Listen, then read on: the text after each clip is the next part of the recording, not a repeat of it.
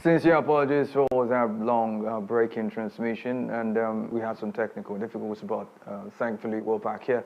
And we're going to be moving on to opening bell right here, where we're going to be taking a look at some activities, especially commodity reports right now because of the want of time. We are going to be taking a look at precious metals this morning, and incidentally, as far as the chart is concerned, according to the chart, the precious metals is a mixture of rises and dips in index values across board. And it may interest you to know that gold is up, silver is up, platinum is up, palladium is down. And I think there's a little issue with the display on the screen at the moment, but I'm interested to know that gold is up at 1.16%, silver is up at 1.39%, platinum is up at 1.13%, and palladium is down at 0.68%. Away from that, we'll take a look at energy this morning. Energy, it's a mixture of rises and dips in index values across board, and interestingly too, we have more dips than rises in index values across board because coal is down, oil, Bonny Light and Brass River as well as Quibo all down. With the values of 1.09%, 2.84%, Brass River and Quibo also down with the same values of 0.91%. However, natural gas, ethanol and oil Brent up at 0.48%, 1.58%, and of course 4.10% respectively. And finally, let's take a look at industrial metals. This morning, industrial metals is a mixture of rises and dips with more of rises than dips in index values across board. I'm interested to know actually that aluminium, lead and copper are all down at 1.39%, 1.24% and 1.57% respectively. However, you may be interested to know that iron ore is up at 0.91%, nickel is up at 2.10%, zinc is up at 0.98%, and tin is up at 2.73% respectively. And right now, let me just remind you all watching the Afia Business Morning, this indeed is Opening Bell. You may want to follow this program and join in on the conversation on our dedicated Afia Business YouTube channel. Kindly tap in the search bar www.youtube.com/@Afia Business, and while you're there, do well to hit the like button. Remember to subscribe so you get all notifications and all business-related content coming to you from Afia TV. And we can get interactive on socials. We are available on Instagram at Afia Business _ just so that you can be part of our social media community. Up next, we're going to be taking a look at the hikes in prices of food commodities in the April market, as well as the hikes in prices of fuel. On that note, I'll see you tomorrow on the Opening Bell when the exchanges reopen for trading. The Afia Business Morning, we'll be right back with the segment Global Business. And on today's edition, I'm going to be playing host to someone who's going to be talking about a particular summit coming up here in Enugu State. My name is Ubong Kings. Stay tuned.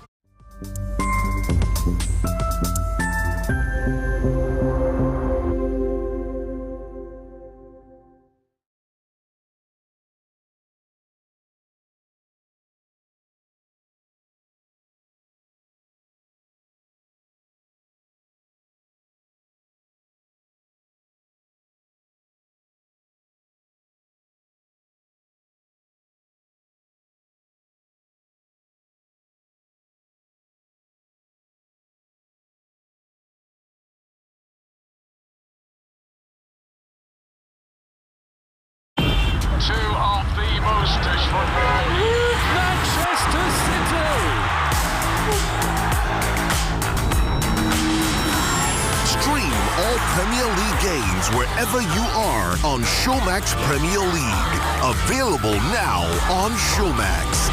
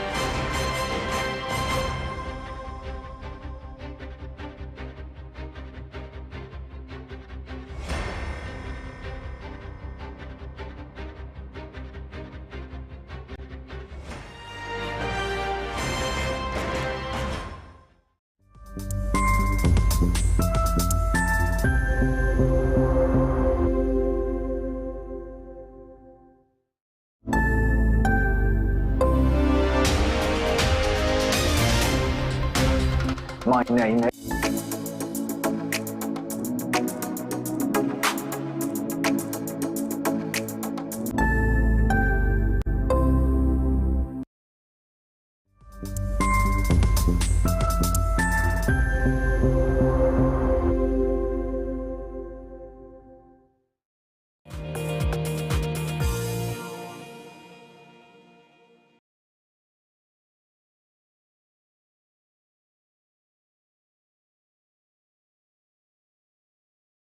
Thank you for rejoining me on the Afia Business Morning. Welcome to Global Business, where we usually take a look at business news stories around the continent of Africa and indeed the rest of the world. Incidentally, on today's edition of the show, we'll be having an exclusive interactive session with the Group Managing Director, Copen Group, in the person of Sir Ugo Chime. We'll be looking at the intent of the upcoming business event, the Amadio Business Summit, which has a theme, transposition of interest in service delivery. My name is Ubong Kings. Welcome.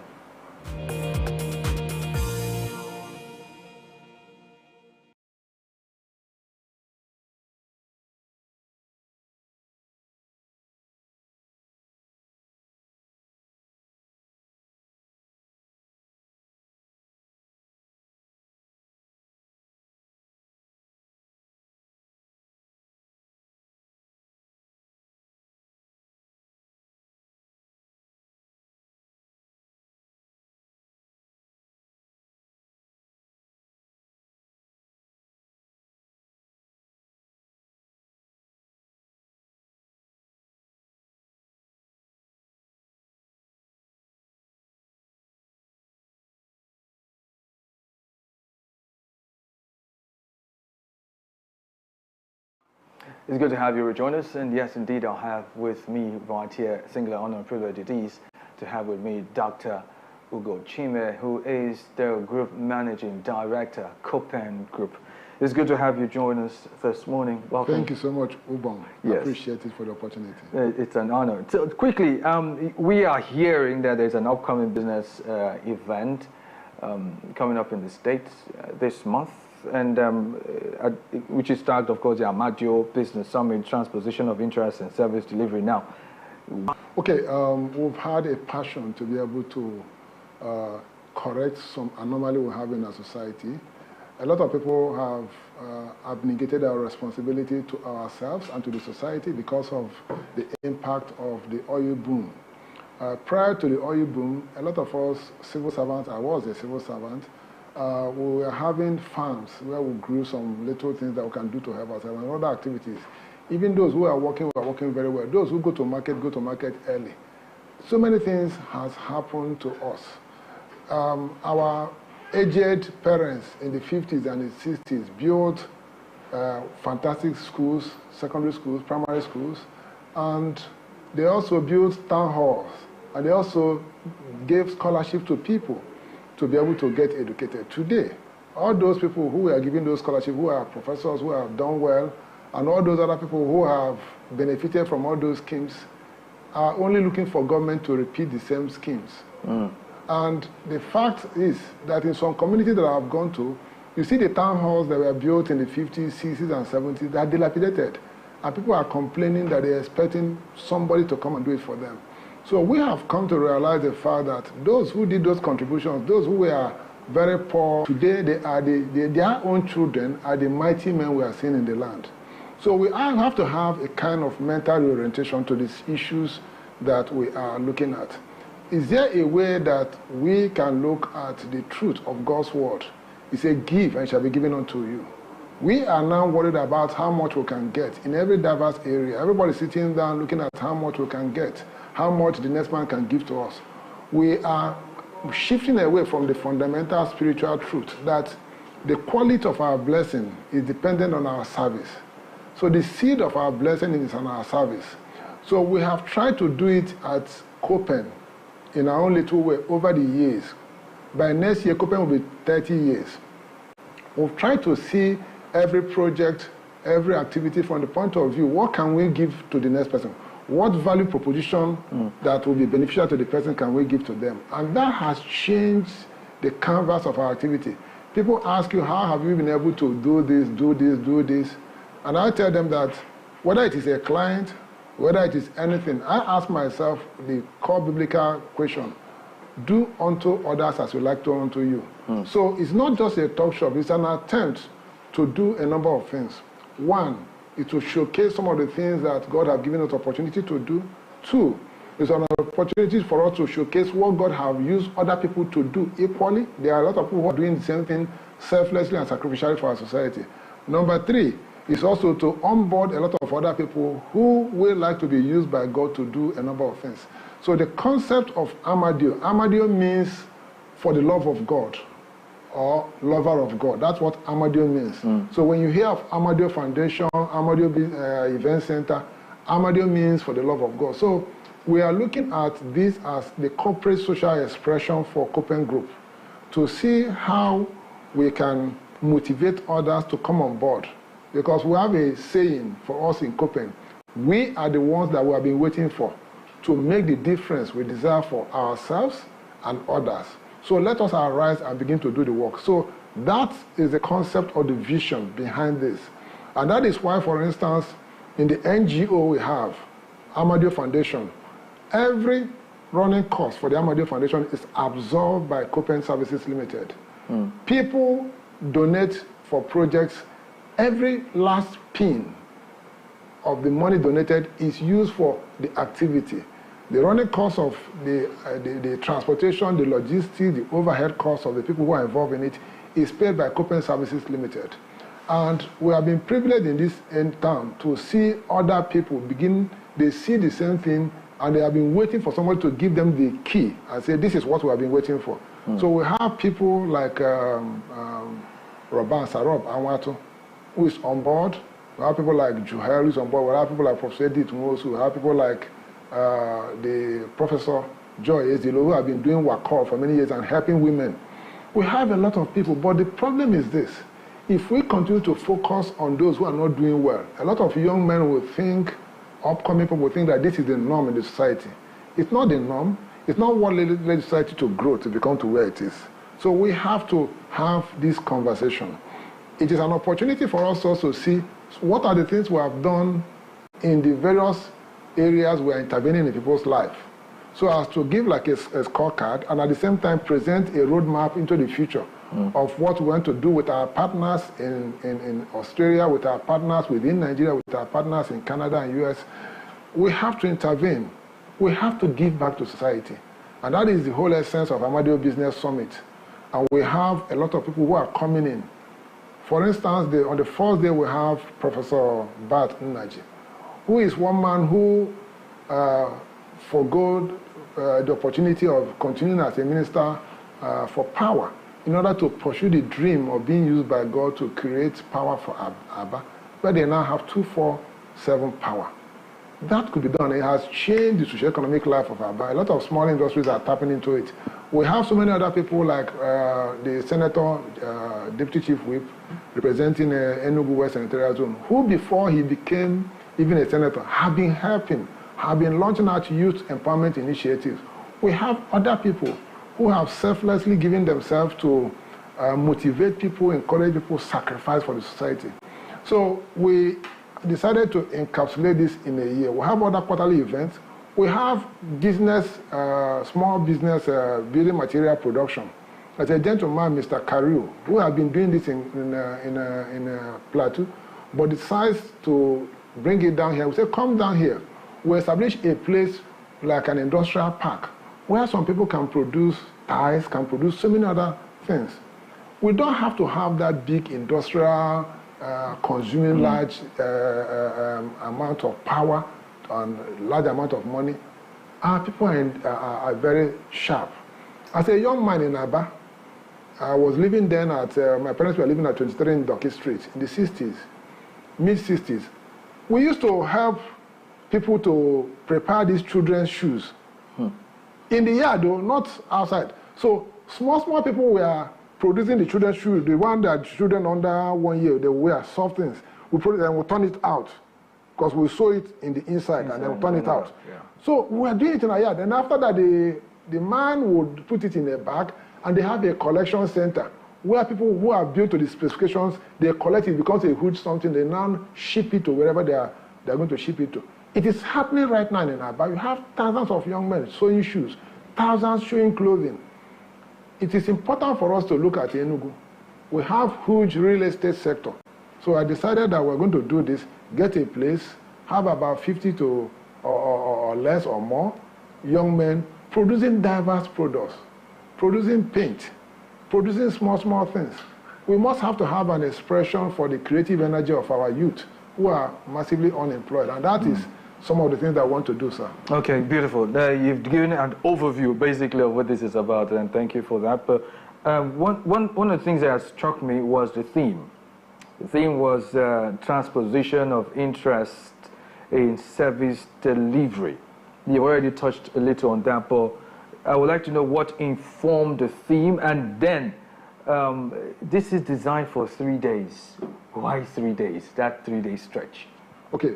Thank you so much. Number one is about the theme. The theme is cut out of the fact that we found out that the passion to do anything must come from somewhere. And the greatest passion to do anything is to do it because God wants you to do it. You transpose interest. The Word of God says in Matthew chapter 6, verse 33, it says, seek ye first the kingdom of God, and all these other things shall be added unto you. So when we have us devoting our energy, devoting our resources and opportunities towards seeing the value proposition we can add to the lives of people around us, that God who owns the whole earth will find in us vessels that he will use to unload more things. So we found out that over the time in our society, we have had a lot of people who have keyed into that vision, but it's not been publicized for other people to know that this is the pathway to their growth. I've mentioned the poor catechists and I've mentioned the poor teachers of old. They keyed into raising other people's children, and God bless their own children. So we want to bring back that understanding as a core value worthy of pursuing for all the people who are in different areas of business. We must have to key into the reality that we are serving God's interest, and to the extent we serve efficiently his interest, he's going to bless us. So transposing my own interest. So instead of being selfish and saying, how much do I have? No, his question is, how much value am I adding to society? I'll give you a small instance now. Government is pursuing road infrastructure. They are doing roads. In our various communities, we damage those roads by allowing the water from our compound to rush into those roads and weaken the road, and we complain. As little transposition of interest as adding something that to divert that water into the drain, maybe all it needs to preserve that road. That thing you do in your compound for 20,000 naira, for 30,000 naira, may save 3 million naira in the road infrastructure that will be spoiled. People do not know this. So we are asking ourselves to look out and find out that indeed we are the ones we're waiting for. Why 3 days? We found out that we have a lot of opportunity. The first session, which was Dare to be Different, 2 years ago. Then last year we did Unveiling Your Inner Capacities. We found out that one day was not enough for us. Oh, okay. Because of the number of people we have. As of today, I just got a call from the president of Real Estate Developers Association of Nigeria on Thursday next week. The Minister for Housing will be here in Enugu with the Managing Director of Federal Mortgage Bank and other people. I happen to have been the president of Real Estate Developers Association of Nigeria for 5 years, 2015 to 2020, and I have this huge contact. So I want to bring them here so that we can encourage some budding developers to see the opportunity to have in the Southeast. It's not about Enugu, but Southeast and Eastern region in general. So that is for the third day. The second day, we have NECA. As I speak, we are training about 120 artisans in plumbing and electrical. We are training another 100 in small-scale building material production. We're also involved in other training programs in Abakaliki and other places. So what we want to do is to bring all these people together. We are working in conjunction with NECA, Nigerian Employers Consultative Association, which I'm the Southeast Chairman, and ITF, Industrial Training Fund, to train people in the Southeast. So we have to show what is being done. We've also been given the mandate by Family Homes Fund, the organization which I'm the chairman of the board of trustees system, have been given the mandate and been equipped and given resources to train thousands of artisans who will improve the quality of houses that these Family Homes Fund are giving mortgages for. So we have been chosen to do that. We'll sign an MOU with them. We're about to roll out. So there are other initiatives. My company have also signed an initiative, an MOU with ESUT, Enugu State University of Science and Technology, to be able to ensure that they get involved in artisanal training and other cooperative work there. Instead of teaching in the campus, we have various sites across the country. Right. So they will be having the meaningful practical education and the theoretical framework being presented by the campus. So that is for the second day. The first day now, because the small scale, the businesses that are suffering in Enugu because of lack of understanding of the value chain that will give them the sources they require. So because of the humongous nature of things, we decided to fan it out into 3 days. Right. And we have industry experts that are coming in from across the whole world. The chairman of the police housing scheme, who is also the chairman of Lagos Building Investment Corporate, is coming in on the third day. Professor Martin is coming the first day. Senator Osim is coming the third. And apart from them, we have who we call Amadio Fellows. These gentlemen who have done very well, people like Dr. Maduka Onyishi of Peace Mass Transit, will have one-on-one with business. We have created an avenue. You will sit down, have some session with them if you have registered online. You sit down with them, they will tell you, they will answer your question. Because as a young man, I desire to be like some of those people in my own time. But I don't know the pathway. So if you are listening to me or if you are out there, you have an opportunity to meet with them. You have an opportunity to meet with Professor Chinedu Nebo, former minister, 3-time Vice-Chancellor of various universities, University of Nigeria, University of Oyo Ekiti, and now the Anglican University in Anambra State. You have opportunities with them. You have opportunity with the Deputy Vice-Chancellor, former Deputy Vice-Chancellor of University of Nigeria, Professor Edith Nwosu. These ones will sit down with you as a young man, you ask your question, you are admiring them. They want you to be 3 times, 10 times more than what they have achieved. And they are providing themselves on one-on-one. They are what we call Amadio Fellows. People who have been inducted into the Amadio Fellows, they have been given an award. In conjunction with some of our partners from outside the country and within the country, any of these Amadio Fellows, if you are given an award during the Amadio Business Summit, in some places they ask them to give them something to support the award. In this instance, some of our people who have agreed with the vision behind Amadio Foundation, Amadio Initiative, and Amadio Business Summit, they are giving them money. This year, for instance, anybody being given an award will be given the sum of $1,000 from the people. So you have to have this because you've done well, you've sacrificed. There's a gentleman who has been suffering in Lagos. He's a professor of estate management, a professor of housing. He created the African Center for Housing Studies that has branches in all parts of Africa. He's gone to slums of Ajegunle and other places and done slum upgrade. He's going to be given, he's a Yoruba man, he's not an Igbo man. He's Professor Nubi. It's going to be around. Okay. So we'll see what they have done. We are changing the narrative. We are changing the paradigm of awards. Awards is for those who have done well. We'll give you that award, and we plead with you, please try and come around and raise successors who will do better than you. Right. Because if you finish and you've done very well in your own generation and you didn't raise successors for who will do well in other generations, then you have not done well. So I'm happy that all these Amadio Fellows who have been inducted last year, they will be there to have one-on-one with those who are willing. But you must first of all have written down your name and work with them. Okay, so now basically it's a function of registering ahead. Yes. Okay, how do people do that? I think it's on the screen. It's on the screen out there. You will see, you'll be able to register if you go online. If you can even on that, scan it, and then you see the URL. Go there, register. If you want to have one-on-one with some of these people, there are over 12 people who are achievers.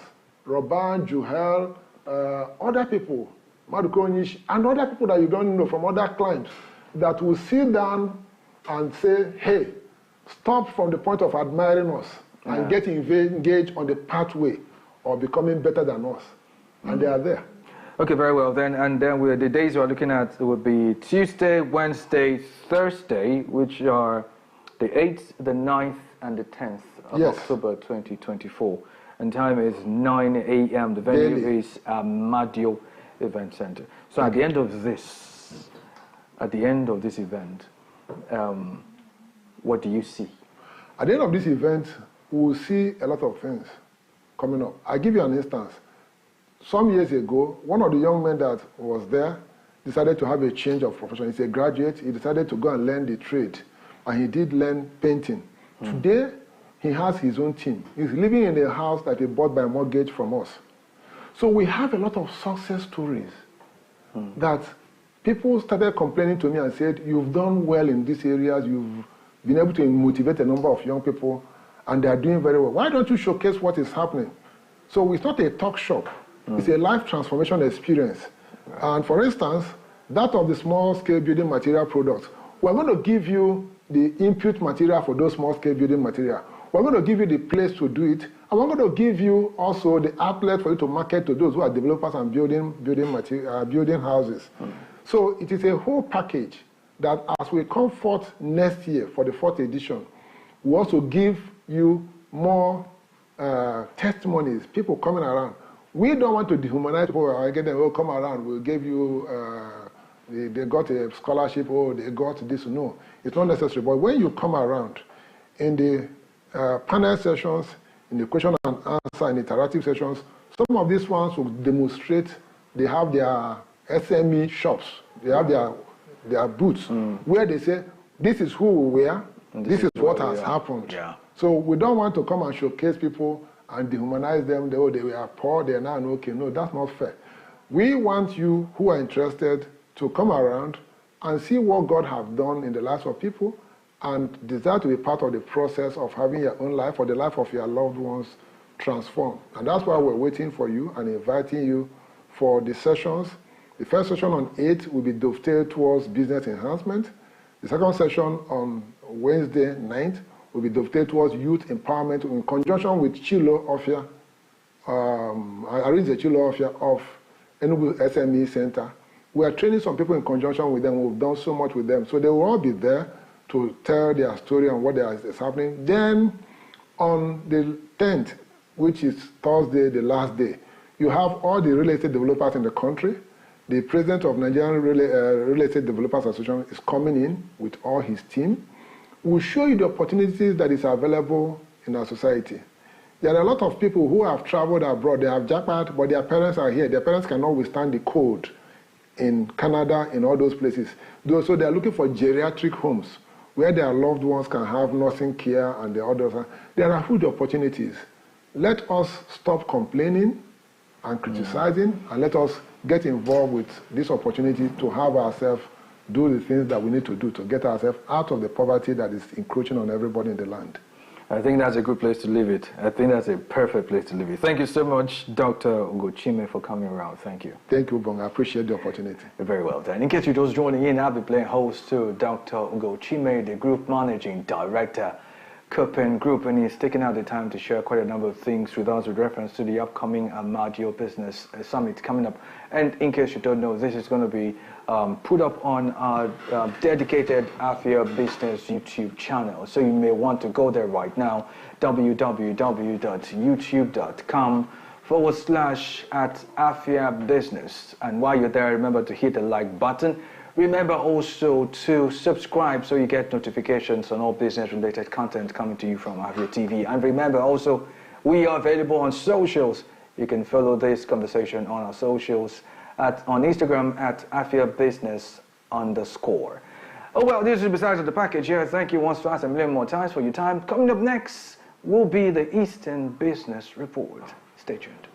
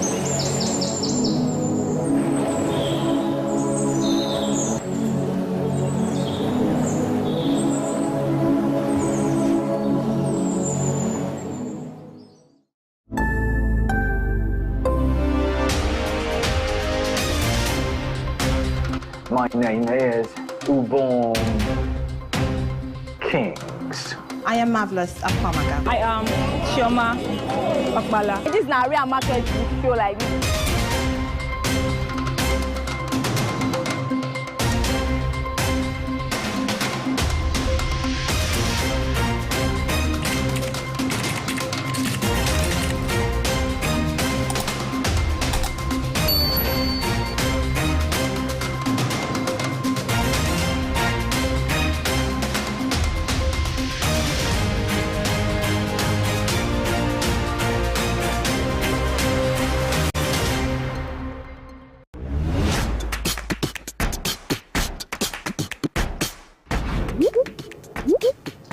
Looking to grow your business? At Afia TV, we've got just what you need.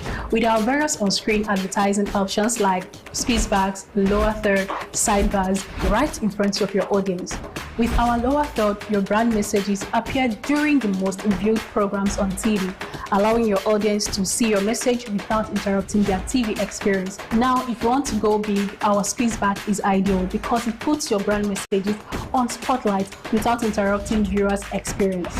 With our sidebars, your brand messages also takes the spotlight on our screen, ensuring brand exposure. These advertising options are affordable, effective, and designed to drive results. Get started today and watch your business shoot up. For more inquiries, call the numbers on your screen.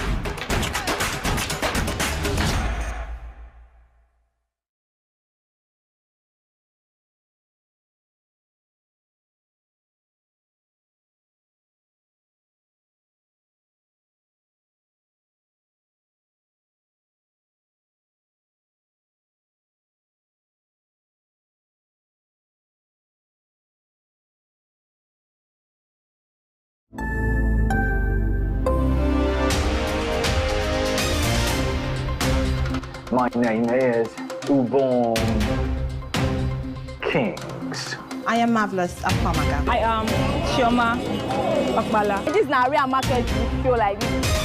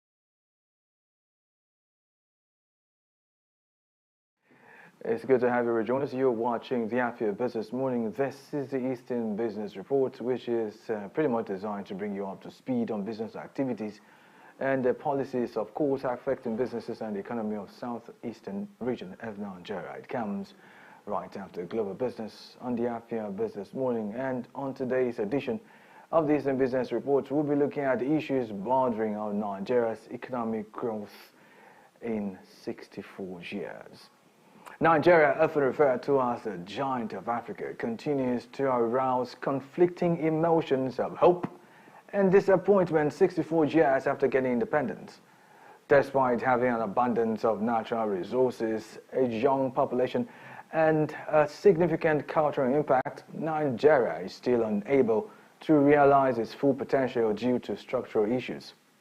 The comparison between Nigeria's promise and its unrealized potential is reflected in the idea of the country as a, well, sleeping giant.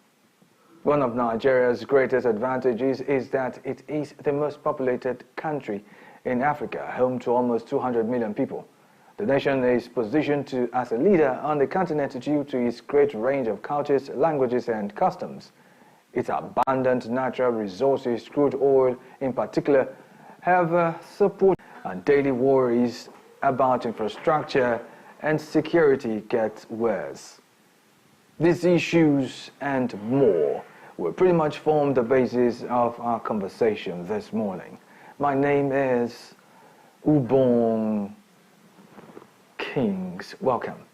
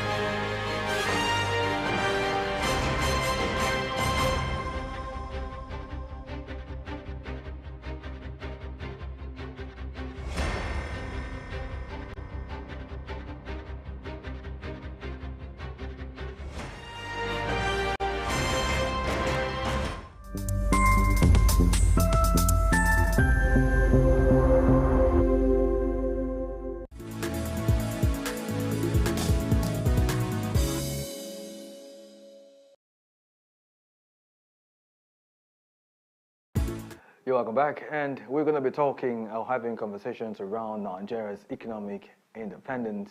Are we making progress, or we never made progress? And before we begin, I was opportune to see the president's speech commemorating the 64th year independence of Nigeria. And I think that's a good place to start it. Let's take a look at that and listen intently to the words of Mr. President. And when we come back, I'm going to be picking out some parts of that particular speech. Please stay. My administration took over leadership of our country 16 months ago at a critical juncture.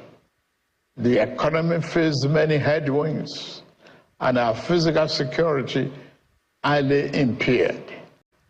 We found ourselves at a distant crossroad where we must choose between two paths: reform for progress and prosperity, or carry on the business as usual and collapse. We decided to reform our political economy and defense architecture. On the security front, I am happy to announce to you, my compatriots, that our administration is winning the war on terror and banditry. Our target is to eliminate all threats of Boko Haram, banditry, kidnapping for ransom, and the scourge of all forms of violent extremism. Within 1 year, our government has eliminated many Boko Haram and bandit commanders faster than ever. As of the last count, over 300 Boko Haram and bandit commanders have been eliminated by our gallant troops in the northeast, northwest, and some other part of the country. As soon as we can restore peace to many communities in the troubled part of the north, our farmers can return to their farms. We expect to see a leap in food production and a downward spiral in food costs. The economy is undergoing the necessary reforms and retooling to serve us better and more sustainably. Thanks to the reform, our country attracted foreign direct investment worth more than $30 billion in the last year. Fellow compatriots, our administration is committed to free enterprises, free entry and free exit in investment while maintaining the sanctity and efficacy of our regulatory processes. This principle guides the divestment transaction in our upstream sector, where we are committed to changing the fortune positively. As such, ExxonMobil surplus divestment will receive ministerial approval in a matter of days, having been concluded by the regulator, NUPRC, in line with the Petroleum Industry Act, PIA. The move will create vibrancy and increase oil and gas production positively, impacting our economy. The more disciplined approach adopted by the central bank to monetary policy management has ensured stability and predictability in our foreign exchange market. We inherited a reserve of over 33 billion 16 months ago. Since then, we have paid back the inherited forex backlog of 7 billion.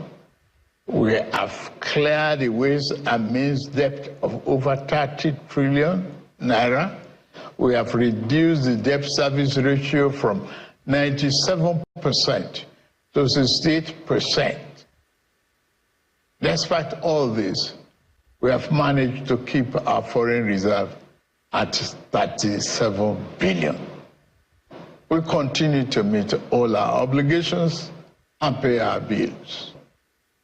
As part of our efforts to re-engineer our political economy, we are resolute in our determination to implement the Supreme Court judgment on the financial autonomy of local governments. The central concern of our people today is the high cost of living. We are playing our part by supplying fertilizer and making tractors and other farm equipment available.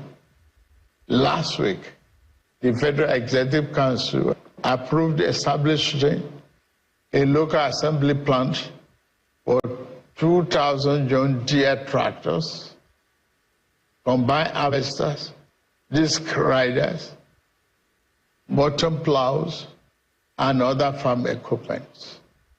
The plant has a completion time of 6 months. Our energy transition program is on course. We are expanding the adoption of the presidential initiative on compressed natural gas for mass transit with private sector players. The federal government is ready to assist the 36 states and FCT in acquiring CNG buses for cheaper public transportation. Our government is implementing several other youth-centric programs to give our young people an advantage in rapid changing world. We are implementing, among others, a 3 million technical program of the Ministry of Communications, Innovation and Digital Economy aim at building Nigeria's technical talent backbone. We have also enthusiastically implemented the Nigerian Education Loan Fund, NEL Fund, which provides cheap loans to our students to pursue their tertiary educational dream.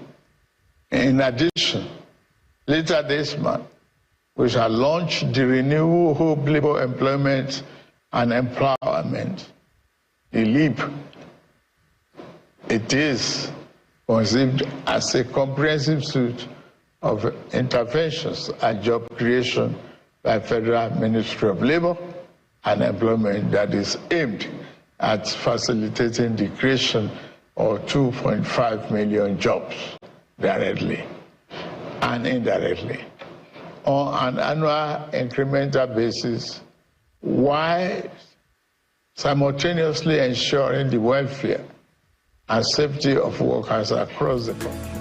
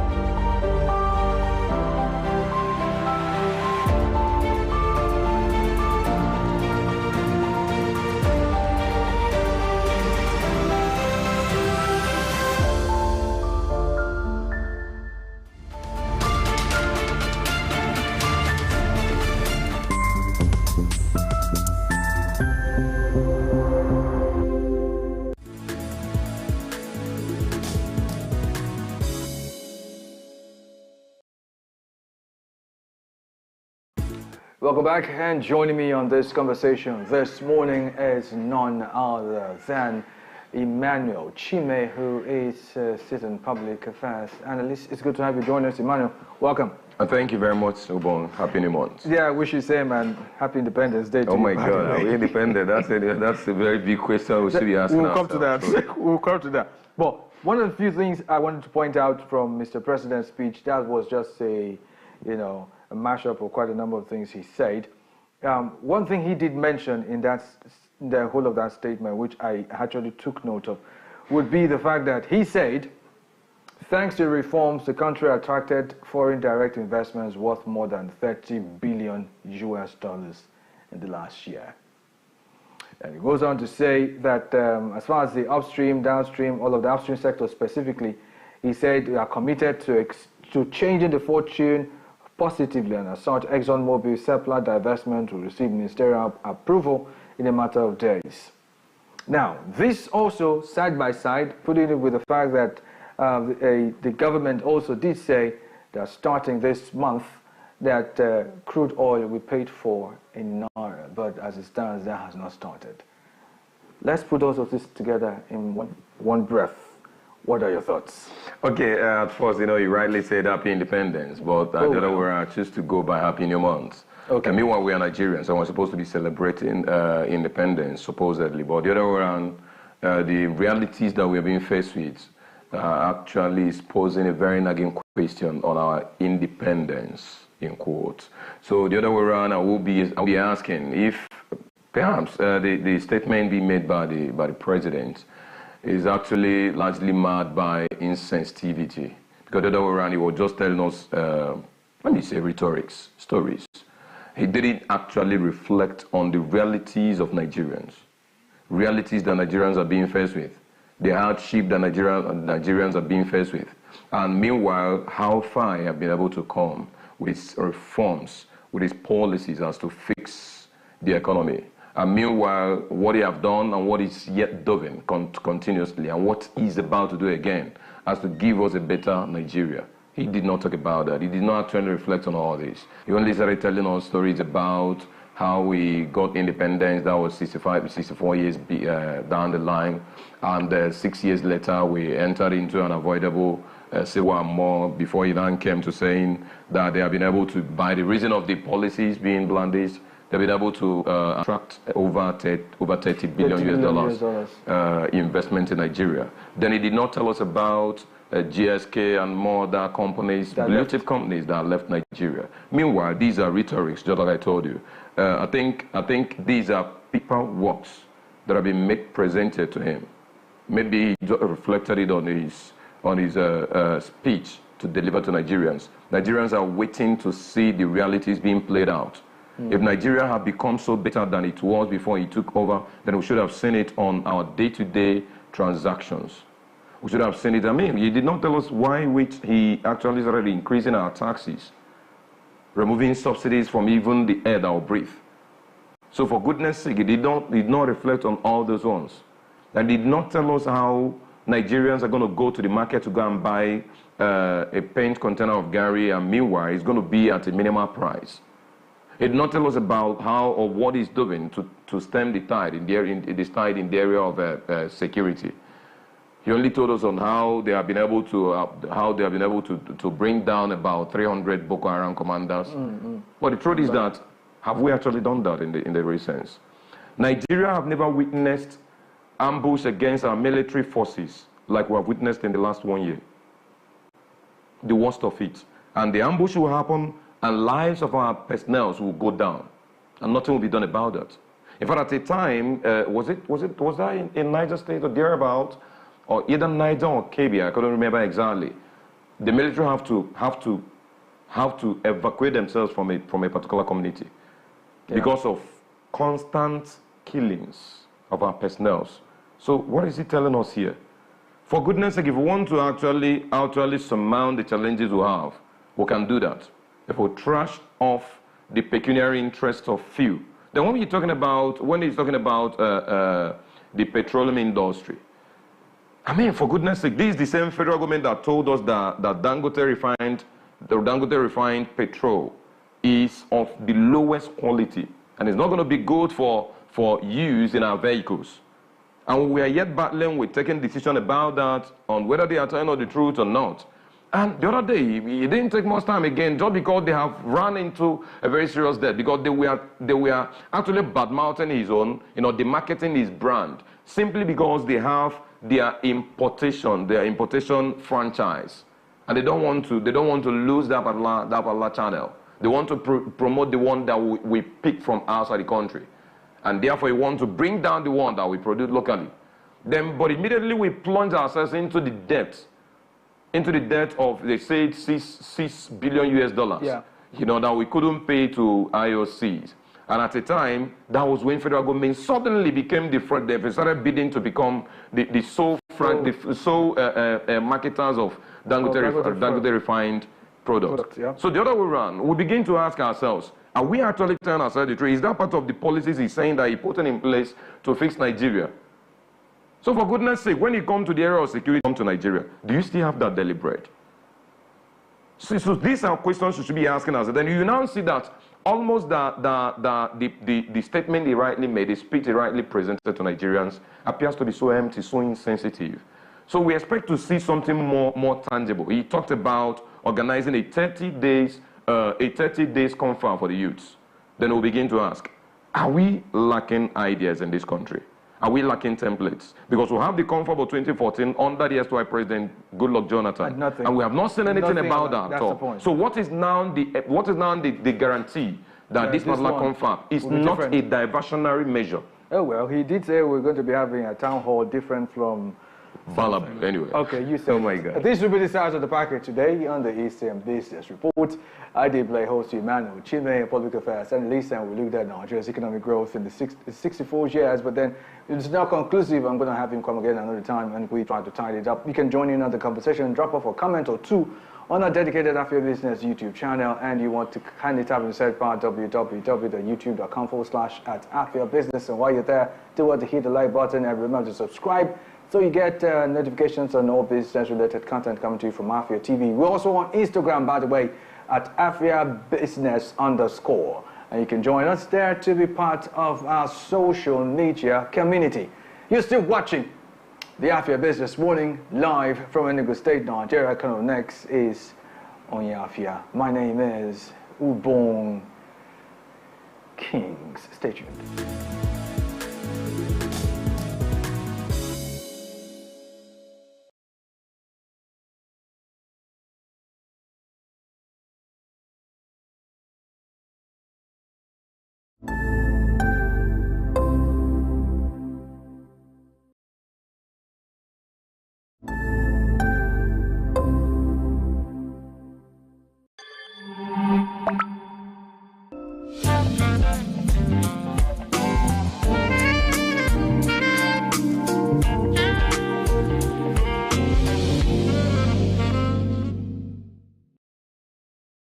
Hello, welcome Onye Afia to the Onye Afia podcast, where we talk about trade and the lifestyle of a hustler.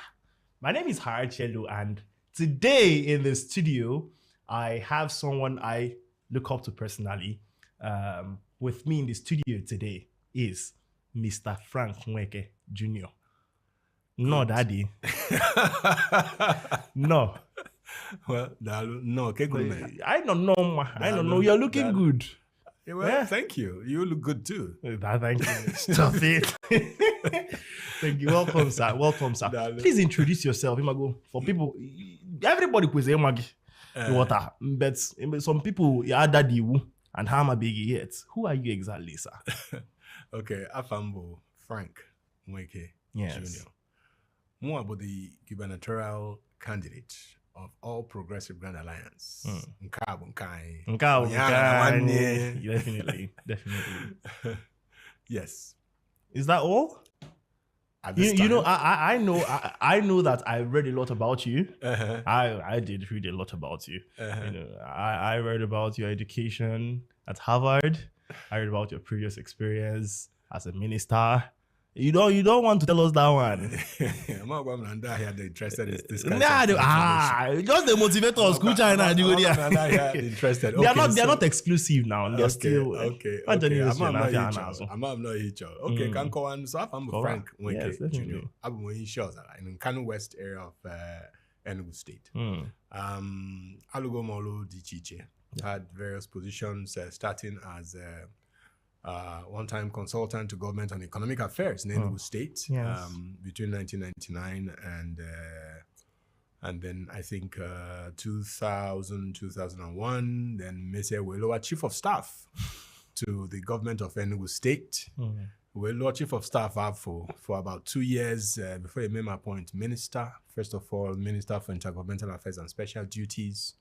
And then subsequently as Minister for Intergovernmental Affairs, Youth Development and Special Duties. And after that, I became Minister for Information and National Orientation. And then Alusia and Kafu,